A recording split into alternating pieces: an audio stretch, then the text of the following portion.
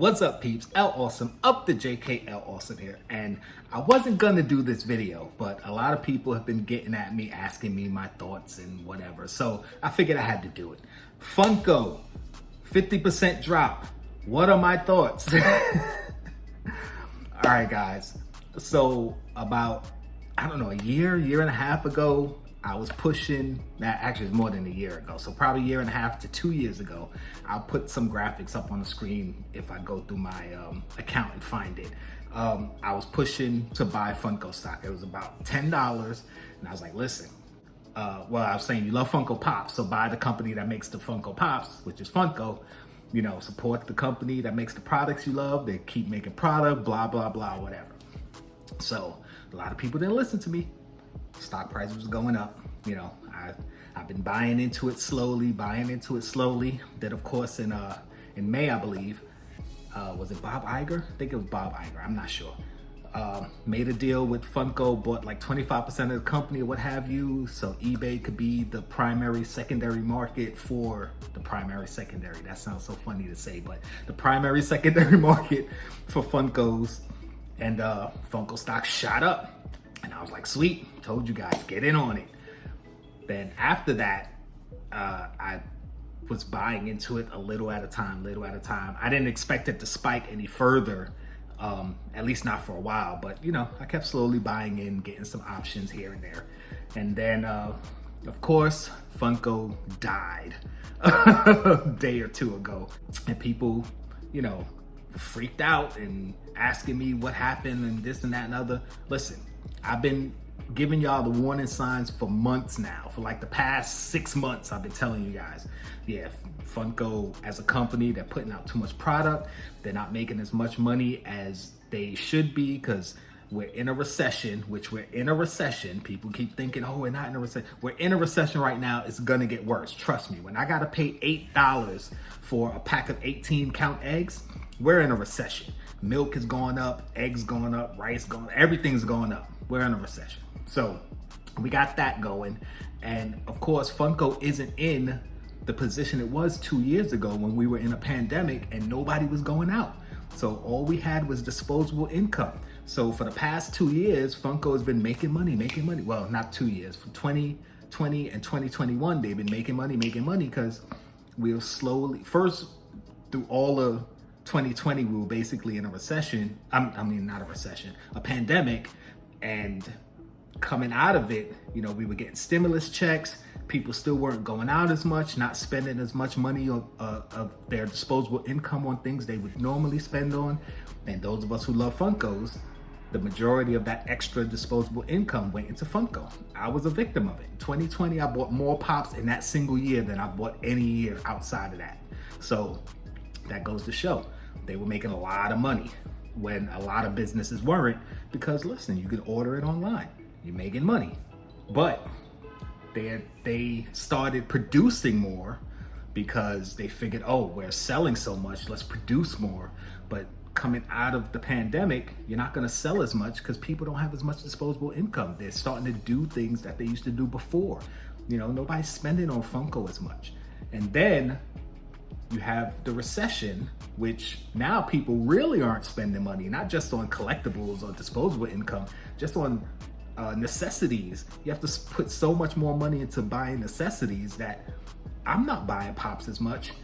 I know a good number of people that's not buying as many Pops as they were a year or two ago, you know, and they're losing money. So I knew this year Funko was gonna tank. So I sold all my stock about a month ago.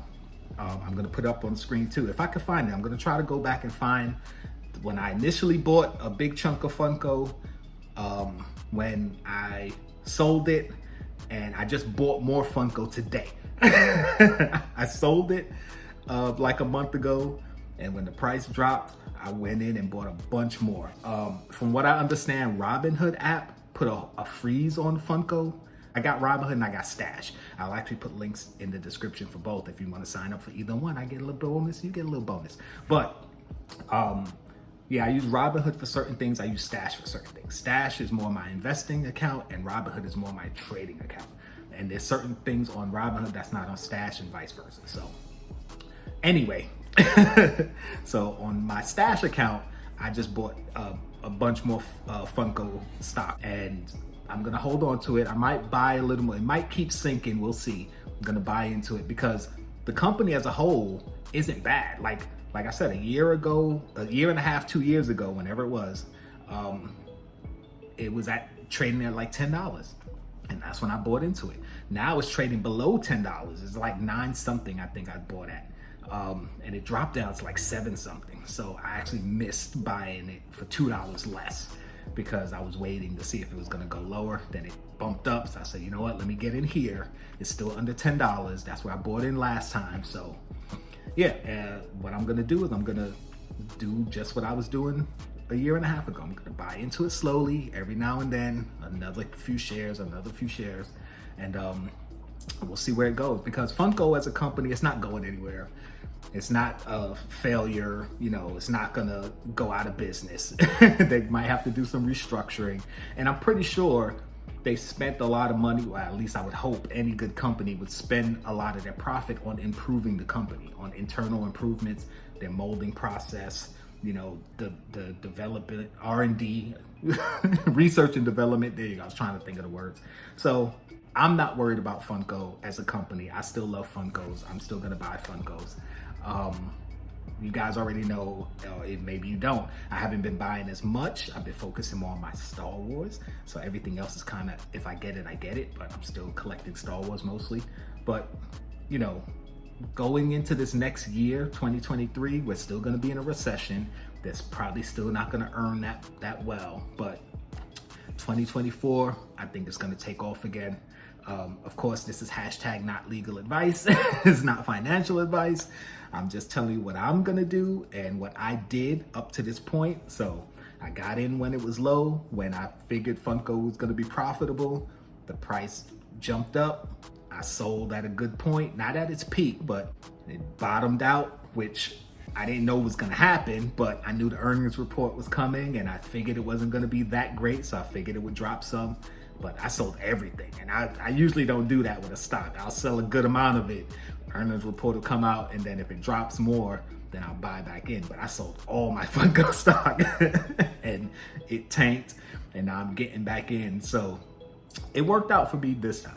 Doesn't mean it's gonna always work out. So that's my 2 cents. Thank you guys for hanging out with me. Of course, you know, stay tuned to the channel. There's some changes coming, things are happening. I know I haven't put out a lot of content recently, and that's because I've been taking a break. I'm a little sweaty because gym and all that stuff. I actually haven't gone yet. I'm about to go, but get to the gym. I'm on ice.